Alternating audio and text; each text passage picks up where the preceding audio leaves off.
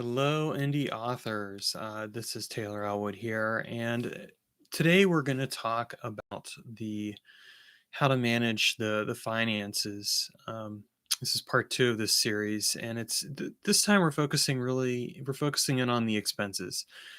Now, if you're watching this video, feel free to click the subscribe button below and the bell notification so you get notified whenever I go online, and let's get started. So, last time what I did is I talked about the importance of your of kind of like an overview of the finance side of self-publishing. And so today what I'm going to do is I'm going to talk about the expense side of it.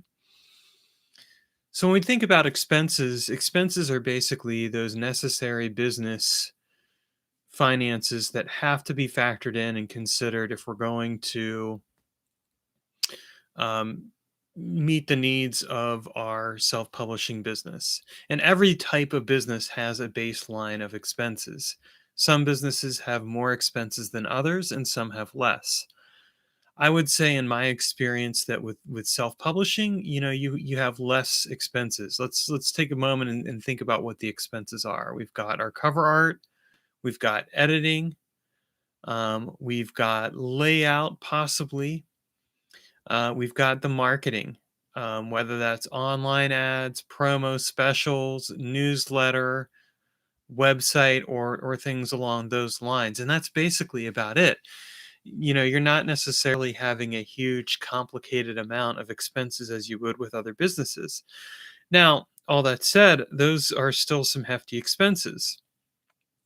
And something to keep in mind is that in some cases, you can find ways to cut down on those expenses. For example, if you're fortunate enough to be involved with somebody who's a good editor, then you can get that person to edit your writing for you.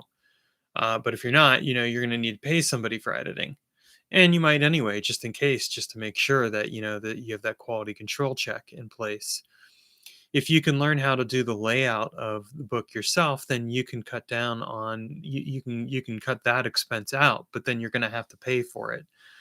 And if you're a good graphic designer, you might be able to design your own cover art. But again, the thing you have to keep in mind then is that like as with the layout, you're having to exchange one commodity for another, or one expense for another. So basically, if you look at it this way, if I'm paying somebody money, that's a monetary expense. If I'm doing it myself, that's a time expense. Now, it can be worthwhile to do it yourself, when there's something you can do yourself. Like, I wouldn't edit my own books. I mean, I'll revise them, and so I mean, I guess in one sense I'll edit, but I'm still going to have someone else look at it. But in the case of layout and design, I can do that myself. I don't necessarily need to pay someone for that. The thing that I always have to keep in mind with layout and design is that usually takes up a day of writing time. It's still not a lot of time in the grand scheme of things, but for somebody just starting out, it'll probably take you a bit longer as you learn that skill, because there's always a learning curve involved. So you want to keep that in mind with the expenses of your business. What are you giving away? What are you exchanging time for, and what are you exchanging money for? Now, in terms of the finance side of things, what you have to keep track of is the money. Um, the IRS isn't going to care if you've chosen to exchange time, to do layout and design. They're, as far as they're concerned, I mean, that's your choice. There's no way, unless you can't really bill yourself or expense it to yourself. So, you're kind of just, that's kind of the trade-off there. You can't write it off as an expense. But on the other hand, if you pay someone else to do the layout and design for you, then you can write that off as an expense. That's the tax side of things. And again, I'm going to say this as I said last time in the previous video: make sure you double check everything I say here with an accountant. Just because, I'm not an accountant. I'm a self-publisher. But the thing that you want to keep in mind is that you want to keep track of your expenses. Now, how do you do that? Well, I mean, you can do this one of a few different ways. You can buy a software program like QuickBooks or something else along those lines and use that. I don't really recommend it, because you're paying money for a program that's usually more complicated than it's worth. And I say this as somebody who used to do customer support for financial software. The financial bookkeeping software out there generally is pretty clunky. And for self-publishing, you don't need it. If you have a more complicated business, you might need it, but for the purposes of what you've got, all you really need is an Excel spreadsheet.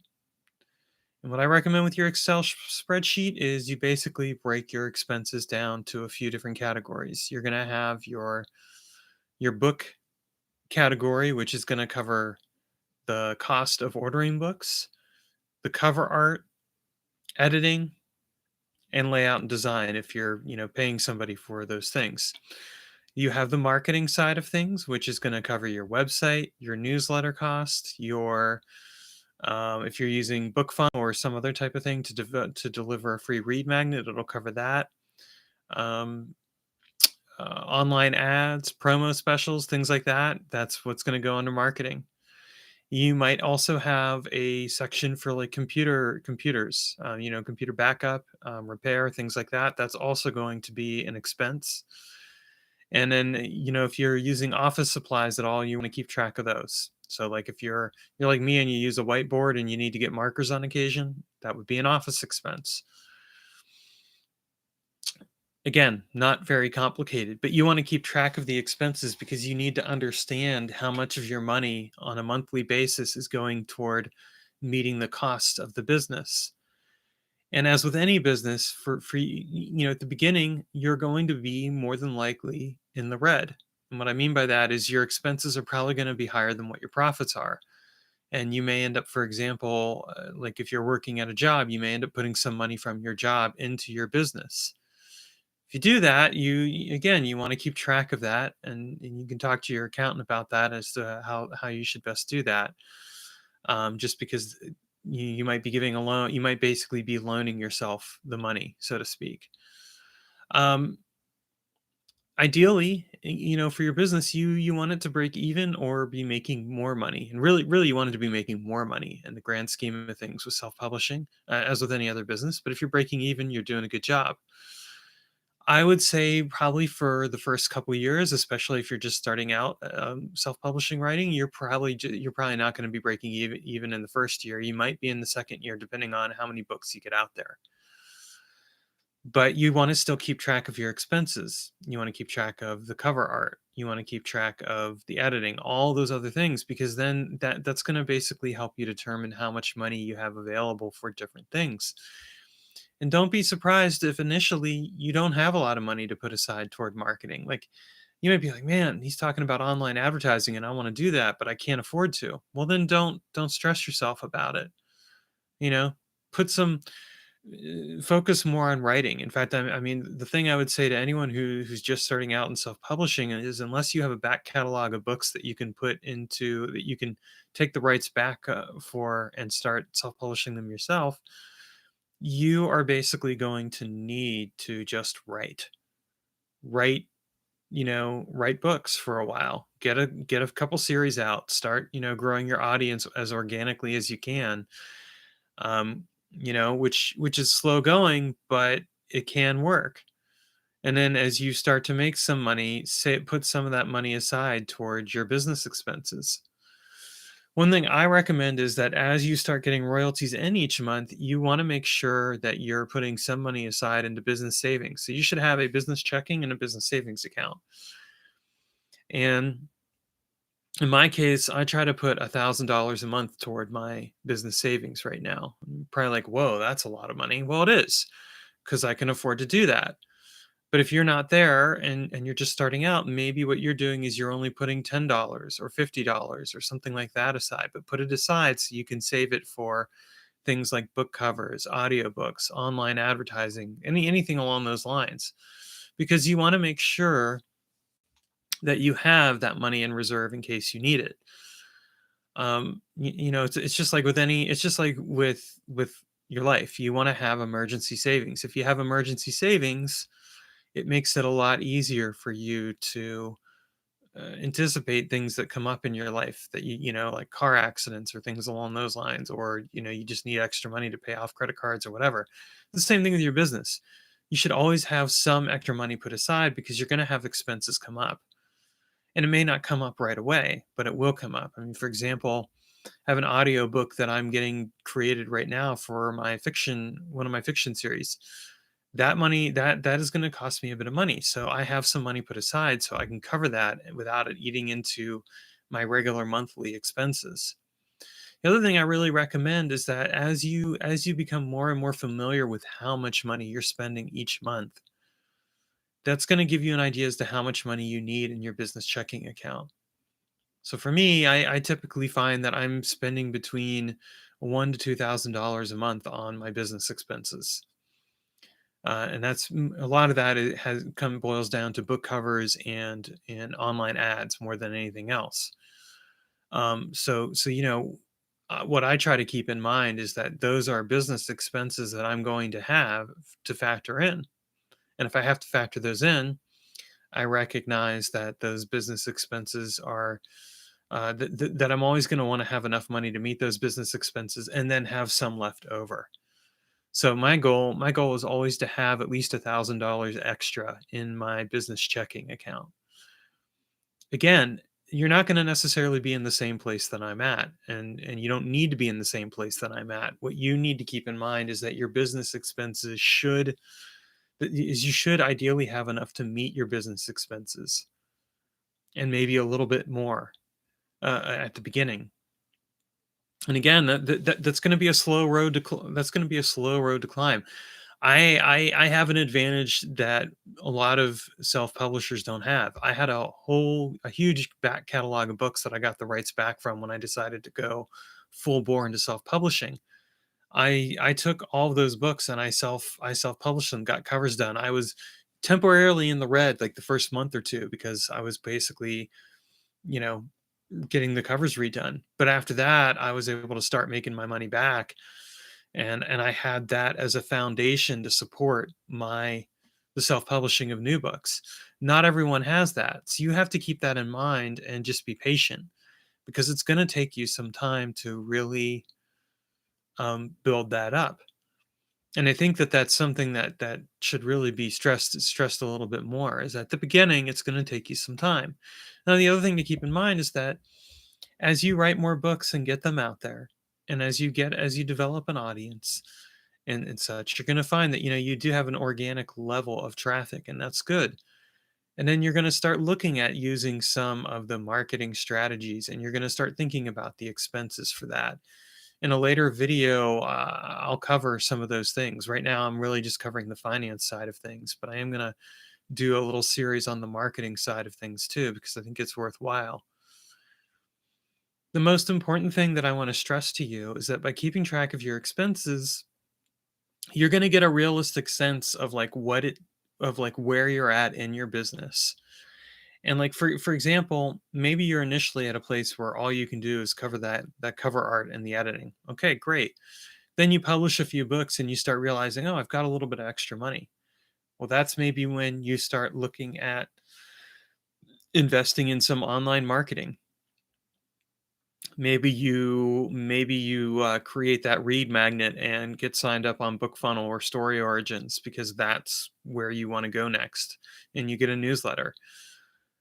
Really, I'm going to tell you actually though that a newsletter and like a thing for like delivering the read magnet should actually be there at the ground floor. But I'm just using that as an example. Or maybe you're like, okay, I can try and do a promo release.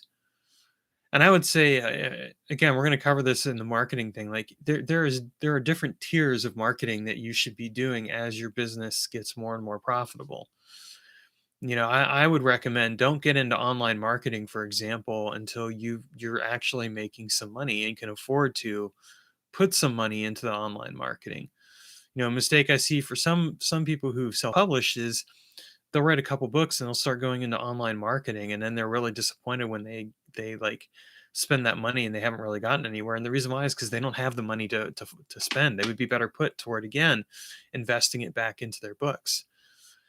So know where you are in the game. If you're just starting out, write more books. Work on developing your organic audience and word of mouth.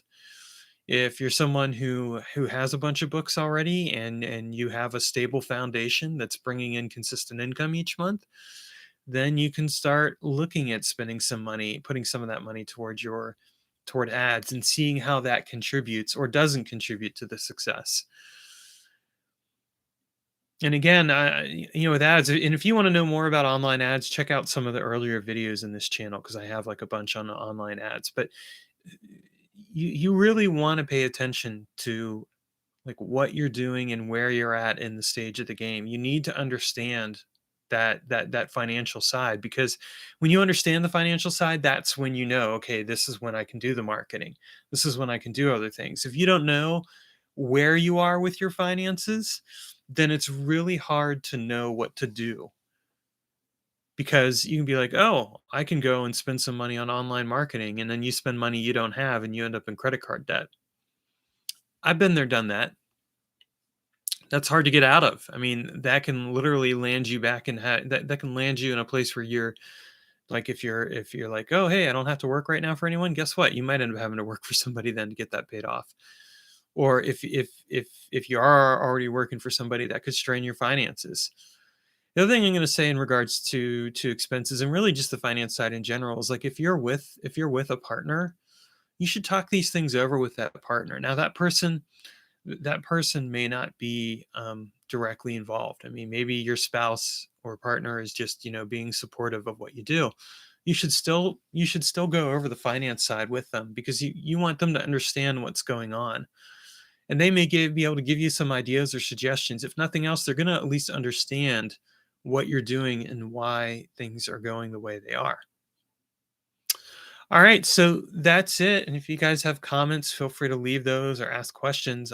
Next time we're gonna continue on with this series, and we're gonna talk about the profit side of this and why it's important to record that, and then we'll continue on from there. So thanks for watching.